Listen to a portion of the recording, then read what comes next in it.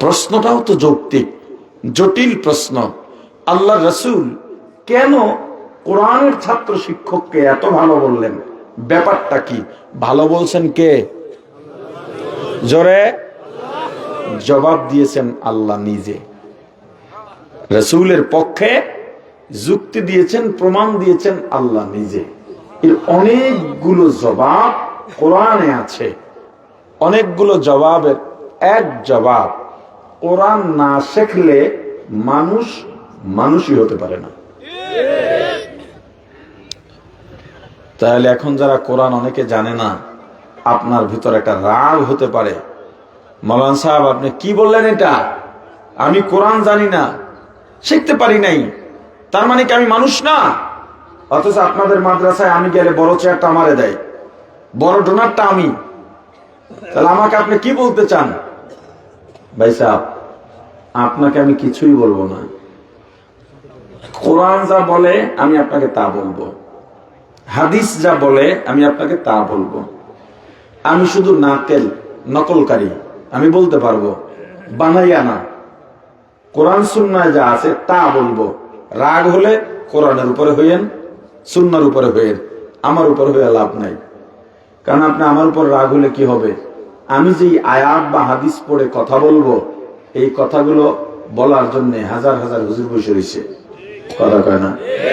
শক্তি যদি থাকে, যেই আয়াত পছন্দ না পারলে কেটে দিয়েন, তাহলে আর কোন হুজুর কইতে পারবো না। কি কাটা কি সম্ভব? আওয়ামী লীগ ওয়ালারা স্লোগান দেয়, এক মুজিব লুকান্তরে লক্ষ মুজিব ঘরে ঘরে। বিএনপি ওয়ালারা স্লোগান দেয়, এক জিয়া লুকান্তরে লক্ষ জিয়া ঘরে ঘরে। তো হুজুররা কি জঙ্গলে জঙ্গলে? আমাদের স্লোগান কি?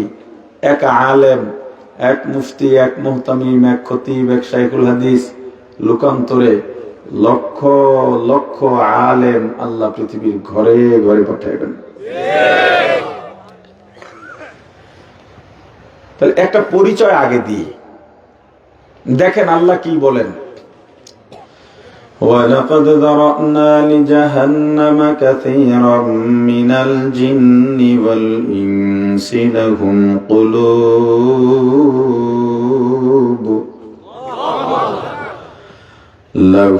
قُلُوبٌ لَا يَفْقَهُونَ بِهَا وَلَهُمْ أَعْيُنٌ لَا يُبْصِرُونَ وَلَهُمْ أَعْيُنٌ لَا يُبْصِرُونَ بِهَا وَلَهُمْ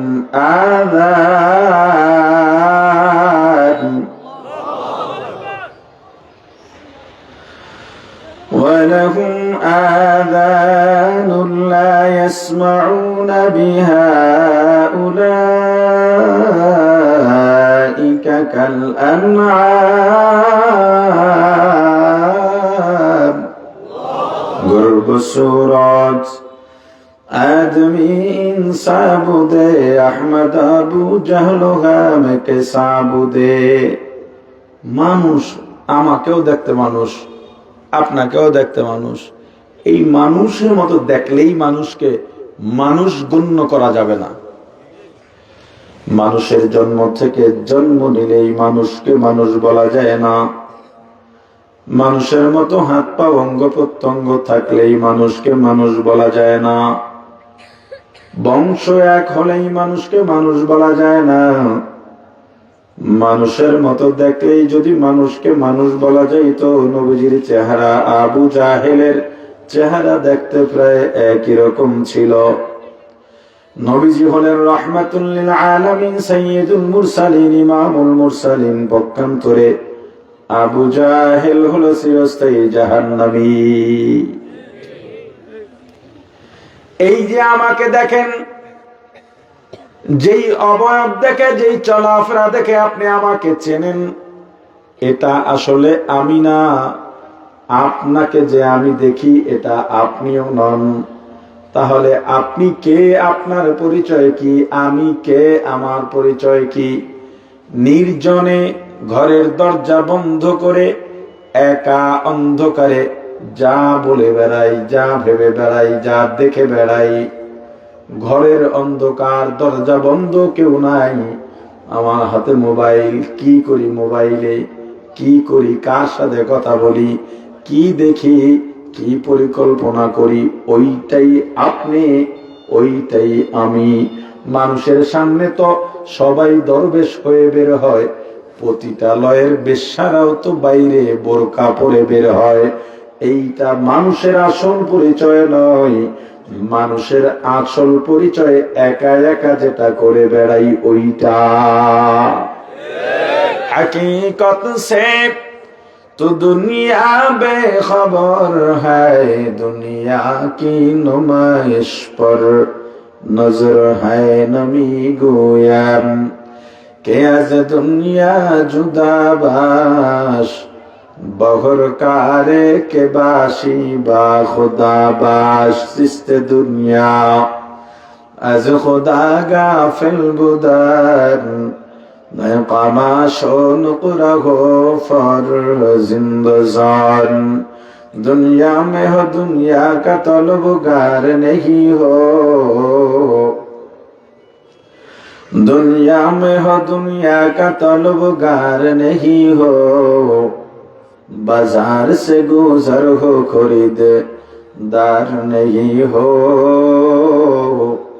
बाजार से गुजर हो खरीददार नहीं हो।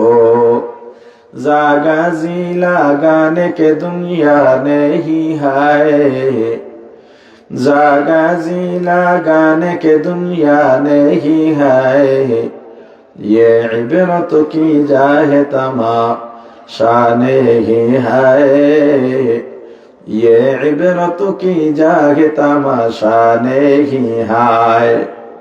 প্রাণের ভাই আমার, দুনিয়া চিনলাম এজন্য দুনিয়াকে প্রাধান্য দিই,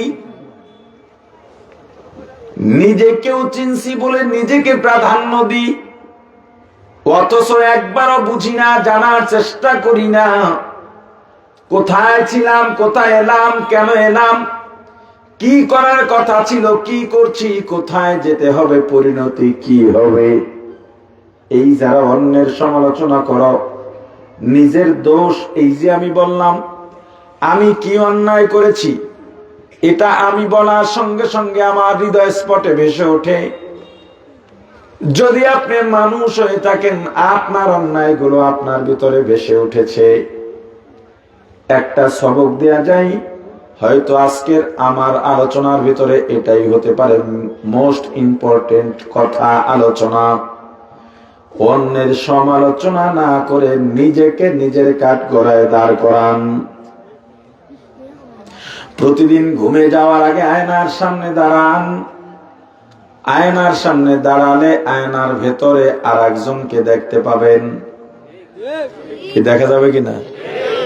তাকে জিজ্ঞেস করেন, কয় না দেখা যাবে না? আয়নার মধ্যে একজন দেখবেন না? তাকে জিজ্ঞেস করেন, আব্দুল্লাহ, আব্দুর রহমান, আজ ফজরের নামাজের অবস্থা কি? নামাজ কেমনে আদায় করেছ? নামাজের খুশুখুজুর অবস্থা কি? ওযু কেমনে বানাইছো? ওযুর গুরুত্ব আমাদের মাঝে নাই, অথচ রাসূল বলেছেন কিয়ামতের ময়দান ওযুর জায়গাগুলোতে নূর চমকাইবে। হাসরবাসীরা নামাজীদের দেখলেই চিনবে এই লোকটা নামাজি। এজন্য সব সময় ওযু অবস্থায় থাকার চেষ্টা করবেন। তুমি যে ঘর থেকে বের হইলে আব্দুল্লাহ, আয়নার ভিতরে যাকে দেখা যায় তাকে জিজ্ঞেস করবেন। আজকে দোকানের আড্ডায় বসে, চা স্টলে বসে যে আলোচনা করেছিলে ঠিক হয়েছে কিনা? এখন আর ফতুয়া বিভাগ লাগে না। এলাকার চা দোকান, চা স্টল গুলো বাংলাদেশের সবচেয়ে একটা বড় বড় ফতুয়া বিভাগ। আর চা দোকানের যত ফতুয়া সব হুজুরকে বিরুদ্ধে। ওই জায়গায় বসে ইমাম সাহেব কেমনে নামাজ পড়াইলো এটা গবেষণা করে। নামাজ নিজে পড়ে নাই, মসজিদের পাশ দিয়ে যায়, জানালা দিয়ে দেখছে হুজুরের মাথায় পাগড়ি নাই। এলাকা গরম, এই হুজুরকে আর রাখা যাবে না। কেন? পাগড়ি মাথার দেনে, তুই তো নামাজই ভুললি না। কথা কয় না। হুজুরের পাগড়ি নাই, পাগড়ি নামাজের কোনো অংশ না, আলাদা বাড়তি কোনো সওয়াবেরও ব্যাপার না, কিন্তু তবুও মীমাংসা হওয়া দরকার। আপনি হুজুরের পাগড়ি ধরে নেন, এটা একটা ভালো কাজ। হ্যাঁ, নামাজে এমন ভাবে দাঁড়াও যেন বোঝা যায় তুমি বিনয়ী এবং নামাজের জন্যই প্রস্তুত, এই হিসেবে পাগড়ি মাথায় দেওয়া এই চিন্তার থেকে ঠিক আছে। আপনি নামাজে দাঁড়াইছেন ইমামের পিছনে, ইমামের ভুল কে ধরতে পারবে? যে লোকের পাগড়ি আছে ওই লোক না যার পাগড়ি নাই সে? আরে কথা কয় না। ইমাম আসরের আগে 4 রাকাত সুন্নত পড়েন নাই, সুন্নতে জায়েদা, তবে এটা খুবই ফজিলতপূর্ণ নামাজ। আপনি নিজে পড়েন নাই, ইমাম সাহেব করেন হুজুর 2 রাকাত নামাজ পড়লেন না। আপনি কাউকে তখন ওই কথা বলবেন যখন নিজেটা আমল করেন। এটা আমার রাসূলের তরিকা ছিল। রাসূল এমন কথা বলতেন না, এমন আমলের কথা বলতেন না যেটা তার নিজের ভিতরে ছিল না। এটা সুন্নত তরিকা এবং দায়িত্বের জায়গা। আচ্ছা আমাকে বলেন, এই যে সাধারণ মানুষগুলো আলেমদের ভুল ধরে আলেমদের সমালোচনা করে, কোন অধিকারে? আদৌ সেই অধিকার আছে কিনা? আপনি অসুস্থ ডাক্তারের কাছে গেলেন, প্রেসক্রিপশন দিল, প্রেসক্রাইব করার পরে আপনি ফার্মেসিতে গেলেন, ওষুধ নিলেন। আপনি কোনদিন ডাক্তারকে বলেছেন ভাই আপনি এইভাবে প্রেসক্রিপশন কেন দিলেন, এই ওষুধ বাদ দিয়া এই ওষুধ দেন? বলছেন? কেন বলেন নাই? আপনি নিজে ডাক্তার না। কথা বলে না, আপনি নিজে ডাক্তার না, এজন্য ডাক্তারের ভুল আপনি ধরেন নাই। ইঞ্জিনিয়ার আপনাকে বিল্ডিং এর ডিজাইন দিলেন, লেআউট পেশ করলেন, আপনি দেখলেন, পছন্দ না হয় আরেক ইঞ্জিনিয়ারের কাছে গেলেন, কিন্তু ইঞ্জিনিয়ারের ভুল ধরলেন না। এই ইঞ্জিনিয়ার সাহেব আপনি এখানে পিলারে রড এই কয়টা দিলেন কেন? বলছেন কোনদিন? কেন? আপনি নিজে ইঞ্জিনিয়ার না।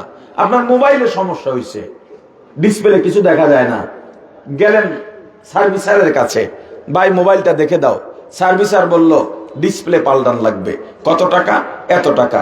আপনি মোবাইলটা রেখে এলেন, আপনি বললেন না এ বেটা ডিসপ্লে বাদ দিয়া আইসিওটা পাল্টাই দাও, কি জানি কয়, আইসিও তো না, কি জানি, যেটাই হোক ভিতরের মাদারবোর্ডটা পাল্টাই দাও। আপনি এই কথা বলছেন তাই? কেন? আপনি এটা জানেন না। তাহলে আপনি আলেম না, আপনি জানেন না। আলেমদের ভুলটা ধরেন কোন অধিকারে বলেন? আপনি ডাক্তারের ভুল ধরলেন না, নিজে ডাক্তার না এজন্যে। আপনি ইঞ্জিনিয়ারের ভুল ধরলেন না, আপনি ইঞ্জিনিয়ার না এজন্যে। আপনি আলেম না, কিন্তু আলেমের ভুল ধরেন কেন? আলেমের সমালোচনা করেন কেন? পতন তো ওখান থেকেই শুরু। কি কথা বুঝেন নাই? আল্লাহ বলেছেন ওয়ালাকাদ যারানা লিজাহান্নামা কাসীরা, আমি আল্লাহ অধিকাংশের জন্য জাহান্নাম বানিয়েছি। অধিকাংশ যারা জাহান্নামে যাবে তারা কারা? মিনাল জিন্নি, জিনদের মধ্য থেকে বেশিরভাগ জিন যাবে জাহান্নামে। মিনাল ইনসি, মানুষদের মধ্য থেকে বেশিরভাগ মানুষ যাবে জাহান্নামে। এই বেশিরভাগ মানুষ যারা জাহান্নামে যাবে তারা কারা? আল্লাহ আয়াতের শেষ দিকে পরিচয় দিয়া বলেন উলাইকা কাল আনআম, ওরা চতুষ্পদ জানোয়ারের মতো। শুধু জানোয়ারের মতো নয়, বালহুম আদল, বরং জানোয়ার থেকেও খারাপ। এবার আসেন দলিল। কোরআন না শিখলে মানুষ মানুষই হতে পারে না। দেখেন এ ব্যাপারে আল্লাহ কি বলেন। আর রহমান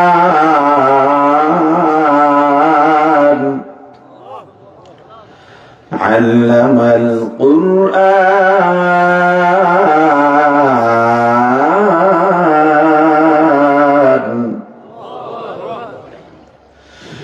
খালাকাল ইনসানা আল্লামাহুল বায়ান।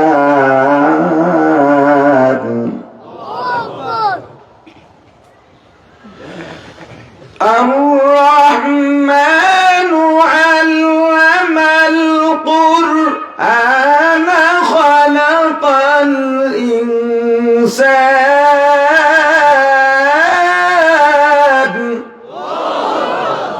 আর রহমান দয়াময় আল্লাহ। আল্লামাল কুরআন, যিনি কোরআন শিক্ষা দিয়েছেন। খলাকাল ইনসান, যিনি মানুষ সৃষ্টি করেছেন। ভালো করে বুঝবেন, বোঝার বিষয় আছে। আল্লাহ তরতিবতাকে পছন্দ করেন, ধারাবাহিকতাকে পছন্দ করেন। এজন্য দুনিয়ায় যারা ধারাবাহিক আমল করে, একজন ব্যক্তি সুন্নতে মুআক্কাদা, ওয়াজিব ফরজ তরক করে না, হারাম মাকরুহ কখনো তারা আমলে থাকে না। কিন্তু এই ফরজ, ওয়াজিব, সুন্নতে মুআক্কাদা কখনো কাজা করেন না, বাদ দেন না, ধারাবাহিক করতেছেন। এই আমলকারীর আমল আল্লাহর কাছে ওই ব্যক্তির থেকে কতটা ভালো, যেই ব্যক্তি তাহাজ্জুদ পড়ে, ইশরাক পড়ে, আওয়াবিন পড়ে, এমনকি শাস্ত্রের নামাজও পড়ে, দান সদকা করে, তাসবিহ পড়ে, দরুদ পড়ে, কিন্তু মাঝে মাঝে জোহরের এক ওয়াক্ত নামাজ কাজা করে ফেলে, ধারাবাহিকতা নাই। ইনি তাহাজ্জুদ পড়ছে, কত আমল করছে, তবুও এই আমলের থেকে ওই ধারাবাহিক আমলের দাম, যে ধারাবাহিক আমলদার, যে আমলগুলো না করলে আল্লাহর কাছে জবাবদিহি করতে হবে, সেই আমলগুলো ধারাবাহিক ভাবে করে যায়। এই ধারাবাহিকতা রক্ষাকারী আমলদারের আমলের দাম আল্লাহর কাছে অনেক বেশি। আল্লাহর সৃষ্টিও সব ধারাবাহিক তরতিবতা আছে। আল্লাহর তরতিব কত সুন্দর, যদি দেখতে চাও, জানতে চাও, একজন মানুষের দিকে তাকাও। মাথার তরতিব যেখানে আল্লাহ সেখানেই মাথা দিয়েছেন। যেখানে চোখের তরতিব দরকার সেখানে চোখের তরতিব দিয়েছেন। যেখানে নাক দরকার, যে অঙ্গ প্রত্যঙ্গ যেখানে দরকার সেখানেই দিয়েছেন। আল্লাহ যদি চোখ দুইটা মাথার পেছনে দিতেন কেমন হইছে? কথা কয় না। আপনি বলেন না কেন? আজীব তো। আপনারা এমন মরা অবস্থায় থাকলে আমার দাওয়াত দিলে আমি আর আমু নেই। এত কষ্ট করে দেখছেন, কথা কইতে পারি না, তাও আজকে পারি।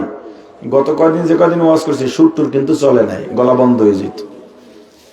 আজকে হচ্ছে পারমো এত বুঝি নেই, দেখি কালকে রেস্ট নিছি, কালকে যাইনি প্রোগ্রামে। এর মধ্যে আপনারা চুপচাপ থাকলে আমার সাথে আপনাদের এটা হয়তো শেষ দেখা। বাচ্চা থাকলো, আর মরলে তো এমনি শেষ দেখা। কথার জবাব দেন। যদি জবাব না দেন তাহলে বুঝবো আপনারা কথা বুঝতেছেন না, সুরের জন্য বসে রয়েছেন। তাহলে সুর এখান থেকে খতম। কি তাও কিছু করে না?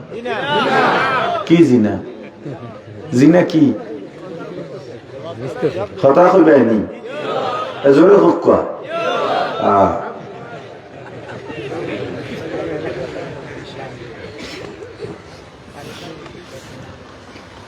আল্লাহর তরতিব সুন্দর। আল্লাহ কোরআনও সাজিয়েছেন তরতিব অনুযায়ী। কিন্তু সূরাতুর রহমান এমন এক ফজিলতপূর্ণ সূরা, দেখেন এই সূরার মধ্যে আল্লাহ কি বলেন? আনার রহমান, আমি দয়াময় আল্লাহ। আল্লামতুল কুরআন, কোরআন শিক্ষা দিয়েছি। খলাকতুল ইনসান, মানুষ সৃষ্টি করেছি।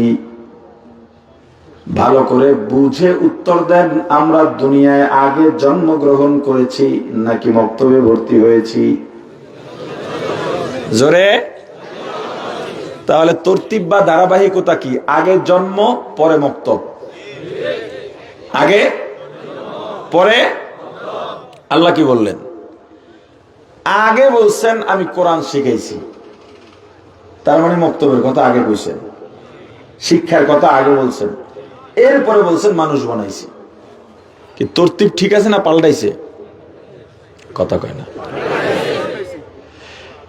তো একটু তো ছন্দপতন হইতেই পারে। এত বড় কোরআনে এক দুই জায়গায় একটু ভুল হয়ে যেতে পারে না? মাশাআল্লাহ। এই চিন্তাও যদি কেউ করে কোরআনে ভুল হতে পারে, ইমান কই উঠবো? আমাদের অঞ্চলে বলে টঙ্গে ওঠে, টঙ্গে। ইমান টঙ্গে উঠবে। মুফাসসিরিনে কেরাম বলেন না, তোমার ভুল বোঝার কোনো সুযোগ নাই।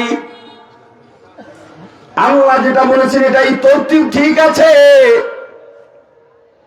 আল্লাহর তরতিব কিভাবে ঠিক আছে যদি বুঝতে চাও, জানতে হবে দুনিয়াতে মানুষ হলো দুই প্রকার।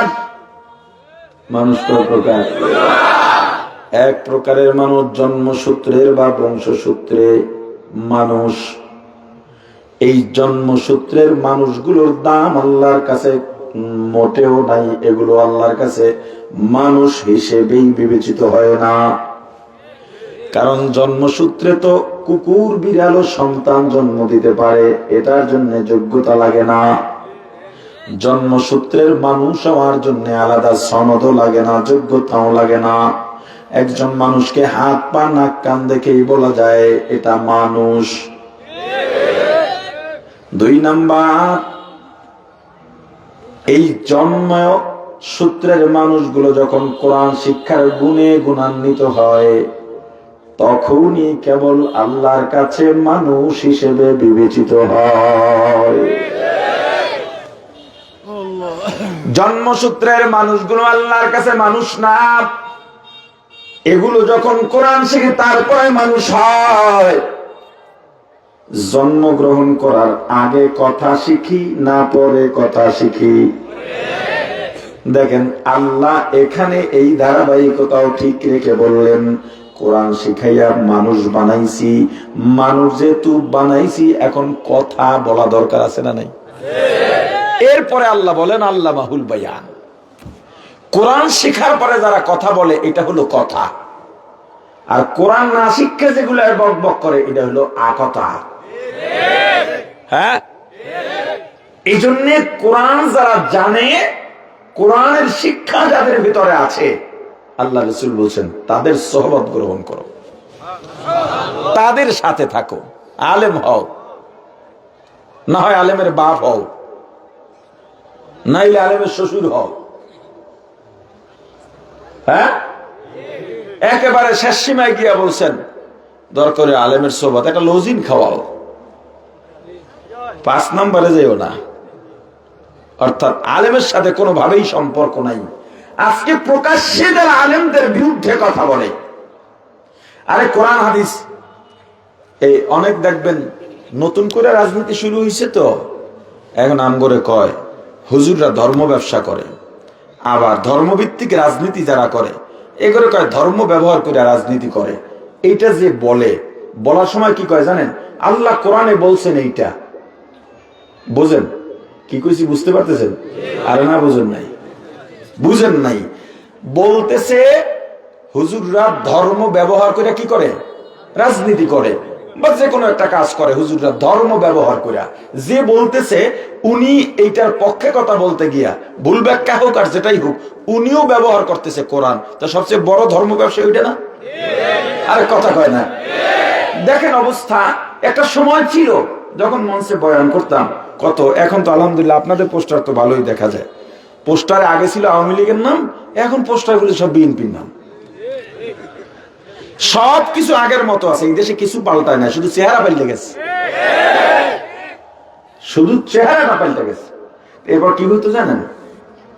এই হোমরা সোমরা আইসা দাঁড়াইতো, আইসা মাইক ধরে বলতো, ওয়াজের ময়দানে রাজনীতির আলাপ চলতো না। তা আমার মঞ্চে কম হইতো, আমি একটু ঘাড়তারা বলতে পারেন, এতে সে জি হোক এমন কথা বললে, আর আমার কথার আগে যে কথা বলবে শর্ত দেওয়া, শুধু দোয়া চাইতে হবে, বাইরে কোনো কথা বলা যাবে না। আইয়া বলবেন কোরআনে আল্লাহ এটা বলছেন, আপনারা সবাই নামাজ পড়বেন, হুজুরা যা বলে তা শুনবেন, এইটা বলার আপনার দরকার নেই। আপনি এই মজলিসে স্রেফ দোয়া চাওয়ার মতো যোগ্য হতে পারেন, এর বাইরে কিছু না। মাইক ধরে বলতেছে যে ওয়াজের ময়দানে কোনো রাজনৈতিক আলোচনা চলবে না। এই গত 2 বছর আগের ঘটনা, বিবেরি আমার সাথে। আমি তাকাইলাম, উনি সম্ভবত উপজেলা চেয়ারম্যান ছিল। এটা বইলাই কিছুক্ষণ পরে বলতেছে, আমার নেত্রী এই এলাকার জন্য অনেক কিছু করেছেন, আমি এইটা করেছি আপনাদের ভোটে। থামেন, আপনি থামেন। আপনি আমাকে বললেন, ওলামায়ে কেরামকে বললেন রাজনীতির আলোচনা চলবে না। আপনাকে এখানে রাজনীতির আলোচনা করার অধিকারটা কে দিছে? আপনি আলেমের জবান বন্ধ কইরা ছাইপাস মানুষকে খাওয়াবেন আর শিখাবেন, ওই দিন শেষ। বরং এই যে মানুষগুলো বসে আছে আপনার জন্য আসে নাই, এরা আলেমের কথা শোনার জন্য আসছে। আর আপনি সেই সুযোগ গ্রহণ করে আলেমের উপর অপবাদ দিয়ে নিজের রাজনীতি হামলাইছেন। এই সমস্ত বাতলাই বাদ দিতে হবে। আর আমি চ্যালেঞ্জ দিয়া বলি, বাংলাদেশের কোন আলেম, কোন মসজিদের খতিব, কোন ওয়াজের ময়দানে রাজনীতির আলোচনা করে না। তাহলে এই কথাটা উঠলো কেন? এটা একটা কারণ আছে, কিন্তু আছে না? নাই? কারণ অবশ্যই আছে। কারণটা হলো, আগে বলি রাজনীতির আলোচনা যে করে না, এটা বলি। রাজনীতির আলোচনা কি? কাদের সাহেব বলতেন, ফখরুল সাহেব পারলে ময়দানে আসেন। আবার ফখরুল সাহেব বলতেন, কাদের সাহেব পুলিশ ছাড়া পারলে নামেন। এটা হলো রাজনীতির আলোচনা। এই দেশের প্রচলিত রাজনীতির আলোচনা হলো এইটা। কথা কয় না? এমন আওয়ামী লীগ বিএনপির নাম ধইরা কোন হুজুর কোনদিন আলোচনা করছে? তাহলে ওরা রাজনীতির আলোচনা কোনটা বলে জানেন? যখন রাসূলের বিরুদ্ধে অবমাননা হয়, তখন এটা প্রতিবাদ করা আমার ঈমানি এবং নাগরিক অধিকার। আমি এর প্রতিবাদ করবই, এটা আবেগ নয়, এটা আকীদারও ব্যাপার। এটা করতেই হবে, এটা আমার দায়িত্ব। তখন এই প্রতিবাদ করতে গিয়া হুজুরদের গলা, কণ্ঠের আওয়াজ যখন বড় হয়ে যায়, পাবলিক স্লোগান দেয়, তখন তারা বলে এইটা রাজনীতির আলোচনা। দেখবেন এমন কথা হুজুরা যখন বলে, তখন পাশের থেকে বলে, হুজুর রাজনীতির আলোচনা বন্ধ করেন। এত 14 গোষ্ঠী রাজনীতির আলোচনা জানে রে বেটা। আর হুজুর কি আলোচনা করবে? রাজনীতি না পেট নীতি না দিন নীতি, এটা হুজুর বুঝবে। এখানে শিক্ষক তুমি নও, এখানে ডাক্তার তুমি নও। ডাক্তার রোগীকে কোন প্রেসক্রিপশন দেবে, এটা ডাক্তারের ব্যাপার। শিক্ষক ছাত্রকে কি শিখাবে, এটা শিক্ষকের ব্যাপার। একটু স্বাধীনতা শিক্ষককে যদি না দেওয়া হয়, ডাক্তারকে যদি না দেওয়া হয়, ছাত্রও ভালো হবে না, রোগীও ভালো হবে না।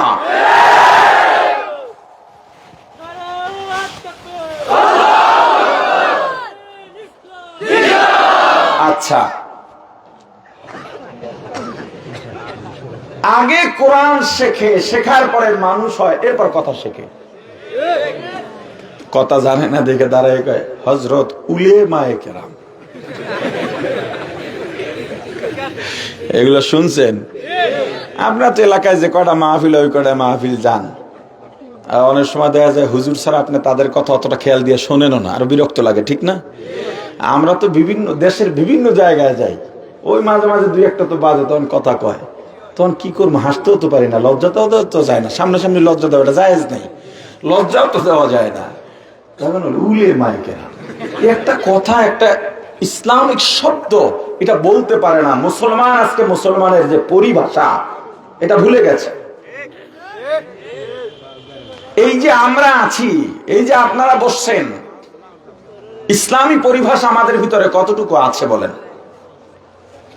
আমরা আল্লাহর কুদরত দেখলে বা কুদরতের সংবাদ শুনলে কি বলবো? কথা বলে না। এই যে জানেন না, অথচ এটা আপনার জন্য জানা অবশ্য করণীয়। আপনি মুসলমান, কিন্তু আপনি ওয়াও ঠিক হইতে পারেন। কথা কয় না? আবার কথা দেখে কয় ও মাই গড, কি জানি ওএমজি, কি এমজি? আচ্ছা, ওএমজির পূর্ণ রূপ কি? কথা কয় না? ও মাই গড। আল্লাহকে গড বলা শিরিক। আল্লাহকে গড বলা শিরিক। এখন কিছু পণ্ডিত আছে, জেনারেল লাইনে লেখাপড়া করে বাংলা কোরআন পুরো পণ্ডিত সাজে, এমন আছে না নাই? এবার ইমাম সাহেব গিয়ে ফতুয়া দেয়, হুজুর আজকে কোরআন এটা দেখে এলাম। তোমার দেখতে বলছে কে? তুমি কোরআনের অর্থ আর তাফসির দেখার মূলনীতি জানো? তুমি মাসআলার মূলনীতি জানো? দেখবেন অনেকে অনেক সময় বলে, আমি এই এলাকায় মনে হয় রাজাগঞ্জ আগেও আসছি অন্য পথে, মানে এদিক থেকে আসায় মনে হয়েছে নতুন, আর এখন তো মাহফিল কমায় দিছি, তবে এই এলাকায় যদি আগে না আসি, ওই চিন্তায় কিছু কথা বলতেছি আর কি। দেখবেন কিছু মানুষ বলে এই হুজুররা শুধু মাসআলা ঘুরায়। এটা কি বলে আপনাদের দিকে? হুজুররা মাসালা পাল্টায়, হুজুররা মাসালা ঘুরায় বলে? হুজুররা মাসালা ঘুরায়। তা মাসালা ঘুরাইবেন আপনি? কথা কয় না। জানে হুজুর, ঘুরাইব কে? জোরে। আপনি মাসালা একটা দেখছেন ফতুয়ার কিতাবে, স্বাভাবিক মাসালা, নামাজ দাঁড়াইয়া পড়া ফরজ। নামাজ জোরে, ফরজ নামাজ অবশ্যই দাঁড়াইয়া পড়া ফরজ। এখন আপনি মোটরসাইকেল, এটা আপনি তো ফতুয়া দেখে আসছেন, আপনার মোটরসাইকেল অ্যাক্সিডেন্ট করে দুইও হাঁটুর বাটি শেষ, দাঁড়াইতে পারবেন? নামাজ কি ছাড় আছে? নামাজ তো পড়া লাগবে। দাঁড়াইতে পারতেছেন? নামাজ তো দাঁড়াই পড়া ফরজ। মাসালা কি? নামাজ দাঁড়াইয়া পড়া ফরজ। এখন দাঁড়াইতে পারেন না, তো মাসালাটা ঘুরান লাগবে। ঘুরাইবে কে? আরে কথা বলে না। আর তুমি তো এক পৃষ্ঠা দেখে দেখছো যে নামাজ দাঁড়ায় পড়া ফরজ, তুমি হুজুরে কইতেছো আমি দেখে এসেছি, তোমার দেখতে কইছে কে? তুমি দোকানে গিয়ে দেখছো না পা তোমার দিছে জ্বরের জন্য, তোমার জ্বর এত বেশি গাড়ায় গেছে, আর এক ডাক্তারের কাছে গেছে, না পা এক্সটেন্ড দিছে। ভাইয়ার একটা র্যাপিড কি জানি আছে, না পা র্যাপিড না জানি কি, খুবই পাওয়ারফুল, এইটা দিছে। তুমি কইলা হ্যাঁ মেয়ে না পা দেন, এটা হবে না, কি চলবে? আরে কথা বলে না। কিন্তু তুমি এটা বলো না, কেন বলো না? তুমি জানো না, এই জন্যে। বই পড়া ডাক্তার হওয়া যায়? আরে জোরে বলেন। তাহলে তুমি মাদ্রাসায় পড়লা না, নিয়ম নীতি জানো না, নীতিমালা জানো না, ইমাম সাহেব গিয়ে কও হুজুর দেখিলাম মাত্র। আবার কও হুজুরের এই মাসালা, যখন দেখো যে হুজুর যখন বলে কয় না আপনি দেখছেন ঠিক আছে, কিন্তু এই মাসালা এই ক্ষেত্রে এইরকম, কয় হুজুরের এই মাসালা ঘুরায়। মাসালা তো হুজুরেই ঘুরাইবে, জানে হুজুরে, ঘুরাইবা তুমি? আচ্ছা, মানুষ মারা গেলে জানাজা তো আমরা পড়ি। বৃষ্টির দিনে রাজাগঞ্জে মানুষ মারা যায় না? যায়। মনে করেন এই মদিনা মাদ্রাসার মাঠে জানাজা হবে, বৃষ্টির দিনে এটা শুকনা থাকে না ভিজা থাকে? কাদা প্যাক, ঠিক না? এমনকি পিচ ঢালাই রাস্তায় ভিজা থাকার কারণে আপনি যখন হাঁটেন দেখবেন জুতার উপরে কাদা প্যাকের ছিটা ছিটা পরে দাগ লেগে গেছে, হয় না? এখন আপনি জানাজা পড়তে আসছেন, জানাজায় দাঁড়াইছেন, জুতা খুলে দাঁড়ানো উত্তম। এখন নিচে কাদা, কি করবেন? তাহলে পা খুলে জুতার উপরে পা রাখবেন, এটা না? সবাই তো এটাই করে।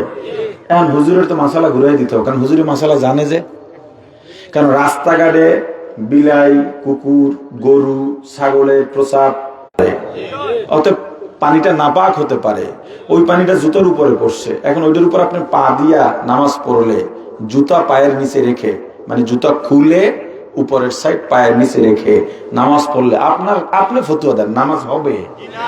এখন হুজুর বললেন তাহলে এখন মাসালা ঘুরাইতে হবে। কি?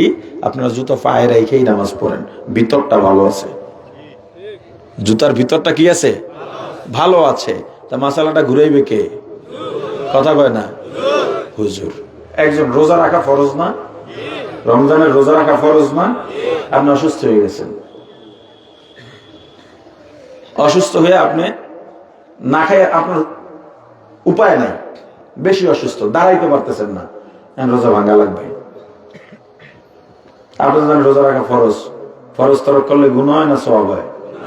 তাহলে মাসালা ঘুরান লাগবে। এখন এই রোজা কাজা করা লাগবে। আপনি চাইতেছেন ফিদিয়া তো না, আপনি কাফারা দেবেন, এটা তো আপনার জন্য জায়েজ নাই। রোজা যদি কোনো ব্যক্তি অসুস্থ হয়, এমনকি বয়স্ক ব্যক্তি যদি অসুস্থ হয়, রোজার পরে কখনো যদি রোজা রাখার মতো শক্তি সে অর্জন করে ফেলে, তখন কিন্তু ওই কাজা রোজা আদায় করে নিতে হবে। মোট কথা মাসালা ঘুরাইলে ঘুরাইবে হুজুরে। আরে কথা বলে না। শ্রোতাকে সামনে রেখে কোন কথা বললে তার ইসলাহ হবে, সংশোধন হবে, এটা বুঝবে হুজুরে। রাজনীতিতে ইসলাম নাই, ইসলামে রাজনীতি নাই। হুজুররা মেম্বার হইতে পারবে না, চেয়ারম্যান হইতে পারবে না, এমপি হইতে পারবে না। আরে আপনারা হুজুররা যদি এমপি হন, আমরা চুরি করতাম পারি না। হুজুরকে বিরুদ্ধে জন্য বলে, হ্যাঁ? আপনিও ভালো করে জানেন, আপনার ইমাম সাহেব যদি মেম্বার হয়, কোনো কাজ না পাইলেও, কোনো কাজ না করতে পারলেও, গরিবের একটা চাউল ডাউল গমের কোনা মাইরা খাবে না, এটা আপনি জানেন ভালো করে। এরপর আপনি ইমাম সাহেবের ভোট দেন না, খারাপ আপনি। এই জন্যই আমাদের উপরে বারবার জালিম শাসক আল্লাহ চাপাইয়া দেন। কেন আপনি সব জানার পরও কেন ভালো লোকটাকে ভোট দিলেন না? এই যে আমি বলতেছি, এটা আপনাকে বলা আমার দায়িত্ব। রাসূল আমাকে রাখাল বলেছেন। মুসলিম শরীফের 2য় খণ্ডে বাবি এনেছেন, আল হালালু বাইয়িন ওয়াল হারামু বাইয়িন ওয়া বাইনাহু আল মুশতাবিহ, বেশ লম্বা হাদিস। সেখানে রাখাল বলেছেন আমাকে। ইমাম সাহেব খতিব সাহেবকে রাখাল বলেছেন। খবরদার, গুনার যে সীমানা আছে তার ধারে কাছেও যাইতে দেওয়া যাবে না। আপনি ভোট দিয়ে যাতে জাহান্নামে না যান, এই কথা আপনাকে আমার বলে যেতে হবে। মানা না মানা আপনার দায়িত্ব। আমি আপনাকে মানাইতে পারবো না, আমি আপনাকে বলতে পারবো। বলার জিম্মাদারি দিয়েছেন আল্লাহ। ফাযাক্কির, মেজবা সাহেব ওয়াজ করতে থাকো। কেন? ইন্নামা আনতা মুযাক্কির, তুমি তো ওয়াইজ, এর চেয়ে বেশি কিছু না। লাসনা আলাইহিম বিমুসাইতির, তোমাকে দারোগা এসপি ওসি ডিসি বানায়া বাড়াই নাই, ধরে নিয়া বাইন্দা রিমান্ডে দিয়া এরপর স্বীকার করাবার না। ইন্নাকা লা তাহদি মান আহবাবতা, ও আমার হাবিব, আপনাকে আমি হেদায়েতের চাবিকাঠি আপনার হাতে দিই নাই। আপনি পারবেন পথ দেখাইতে, ঈসা ইলা তরিক, আপনি রাস্তায় উঠাই দেবেন, এই রোডে ওঠো, এখান থেকে সিলেট যাওয়া যায়। যাওয়ার পথে তুমি যদি জঙ্গলে হান্দো, সেটা তোমার ব্যাপার, ওইটা আমার ব্যাপার না। আমার কাজ তোমাকে রাস্তা দেখাইয়া দেওয়া, মানা না মানা তোমার ব্যাপার। তুমি আমার কণ্ঠ বন্ধ করতে পারবে না, এটা নিশ্চিত থাকো। মৃত্যু পর্যন্ত কোরআন সুন্নাহর কণ্ঠ থাকবে। যেদিন থাকবে না, সেদিন দুনিয়াও থাকবে না।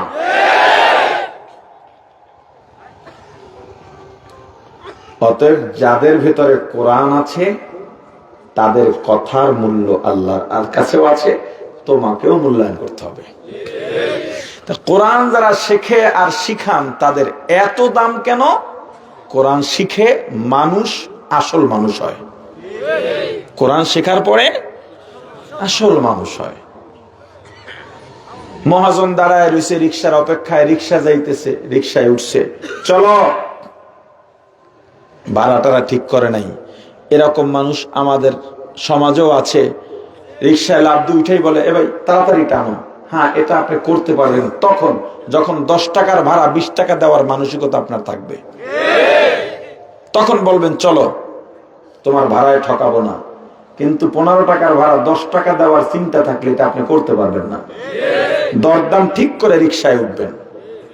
আপনি দূরে যাইয়া এরপরে রিক্সাওয়ালারে 5 টাকা কম দিয়ে কবে এটা রাখ, নাইলে থাপড়ামু। এমন বুজুর্গ আছে না নাই? এটা বুজুর্গ না বুজুর্গু? এগুলো বদমাস, এগুলোকে চিহ্নিত করবেন। গরিবকে কখনো ঠকাবেন না। বাজারে একজন বৃদ্ধ মানুষ শীতের দিন কুয়াশার ভিতরে শাক নিয়ে আসছেন, সবজি নিয়ে আসছেন। আপনাকে অবশ্যই বুঝে নিতে হবে তার বড় কোনো ছেলে নাই, অথবা আছে তারা নিজেরাই খাইতে পারে না, অথবা ছেলেরা দুষ্ট বাবার খবর নেয় না বলে বৃদ্ধ মানুষটা শীতের মাঝে শাক নিয়ে আসছে। তুমি গিয়ে সেখানে দরদাম করো, চাচা কত আটা? কয় আটি এক আটি 10 টাকা। দূরও গত সপ্তাহে 5 টাকা নিলাম। দরদাম করে আর এক দোকানে যায়।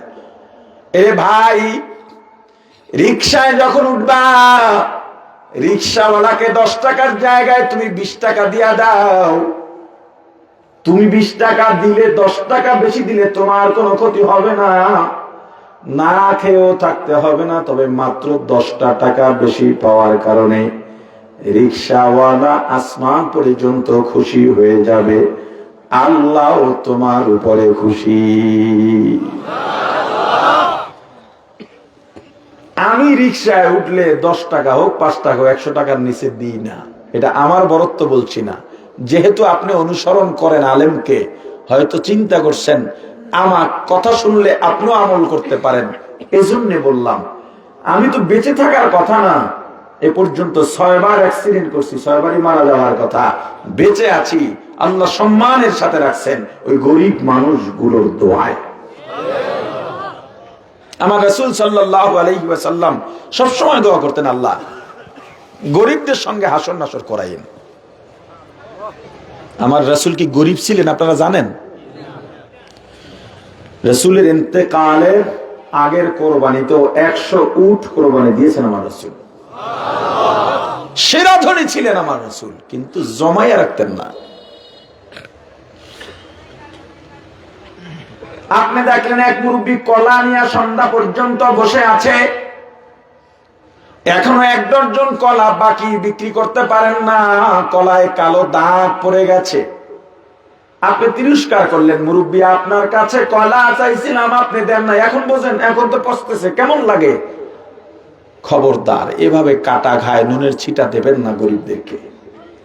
বরং আপনি এই কলাটা কিনেন। বাবা, আপনি আমার বাবার মতো, আপনার কলা আমাকে দিয়ে দেন। আপনি বাড়িতে যান, 10 টাকা চাইছে, 100 টাকা দিয়ে বলো, চাচা আপনি আমার বাবা, চাচি কিনিয়া ফল কিনা খাবেন, এই টাকাটা আপনি নিয়ে যান, কলা বাবু দিলেন। তুমি তো এই কলা খাবা না, যেহেতু দাগ পড়ে গেছে। তোমার আশেপাশে খোঁজো, বহু মানুষ আছে এই কলাই পাচ্ছে না, তাকে নিয়ে দান করে দাও। বাদাম হলো, বাদাম বেচতেছে, তুমি খাইতেছো ভাইঙ্গে, এই বাদামের শখ কত, তোর বাপের বাদাম রে, তুই ভাবে খাচ্ছিস। ওই বাদামওয়ালা বলে, ভাই একটা খাইয়া দেখেন। ও কেন বলে জানেন? খাইলে যাতে আপনি কেনেন। একটা খাওয়ার পর যখন আপনি না কেনেন, ওর কলিজা ভেঙে যায়। ওর পাশে দাঁড়াইয়া কথা বলেন ওর সাথে। আপনার কাছে একটা বাদাম কিছু না, 1 পয়সা 2 পয়সাও পড়ে না, কিন্তু বাদামওয়ালার কাছে একটা বাদাম একটা স্বর্ণের বার। আমাকে যদি বলে হুজুর একটা বড়ই খাইয়া দেখেন, আমি খাই না, জোর করলে খাই, যদি দেখি ভালো না তবুও কিনি, কম কিনি পরিমাণে। আবার বলি ভাই এই একটা খাইছি, এটা কমাই দে, খুশি আর 4-5টা বেশি দিয়ে দেয়, দিকে ও খুশি দিলে আমার সমস্যা কি? তা আমি তো খাই না, কিনলাম, ওর লাভ হলো, আমি নিয়ে আরেকজন খুঁজি, পকেটে রেখে দিই, বাদাম হোক বড়ই হোক। এরপর দেখি যে এক মহিলা পাশে বসে আছে, হয়তো ভিক্ষা করে না, দেখলেই তো বোঝা যায়। বাচ্চা একটা দৌড়ুদৌড়ি করতেছে, একটা ছোট্ট হাফ প্যান্ট পরা, ডাক দিয়ে দিকে, বাদাম খাবি? শরম পায়, কয় না কিছু। বড়ই খাবি? কয় না কিছু। হাতের মধ্যে দিয়ে কই, যা তোরা মুড়ি নিয়ে খা। দেখবেন এমনি হাত 2 দিক দিয়ে দৌড় দেয় আনন্দে, বাদাম হাতে পাইয়া। ওদের দোয়া অরিজিনাল দোয়া, বড় লোকদের দোয়াও দরকার, তবে আশা করেন না, ওদের দোয়া দরকার নাই। গরিবদের দোয়া আশায় থাকেন। আবার রিক্সাওয়ালাকে টাকা, এগুলো তো ভালো মনে করেন না, টাকা বেশি দিয়া কইয়েন, ভাই তোর ভাড়া কিন্তু এইটা না, তোর ভাড়া কম, আমি খুশি হয়ে তোরে বেশি দিলাম। এটা যদি না বলে আসেন, পরের বার যে উঠবে ওর গাড়িতে কইবে, এই মাত্র 100 টাকায় মারছি, 100 টাকা দেন। এটা আবার বলে দেবেন। মহাজন রিক্সা আসছে, রিক্সাওয়ালার মাথায় টুপি, মুখের মধ্যে দাড়ি, পা দিয়া প্যাডেল মারে, হাত দিয়া হ্যান্ডেল ধরা।